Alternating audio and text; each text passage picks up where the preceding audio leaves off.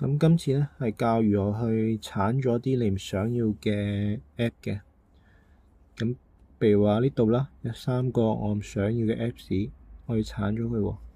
咁啊點做咧？我哋長按住佢，大概1秒到啦，佢會彈出一個顯示嘅。咁就呢個垃圾桶啦，我哋撳一撳佢，咁下邊咧就會彈出提示啦，係咪叫你剷咗佢啦？咁我就剷咗佢，撳移除啦。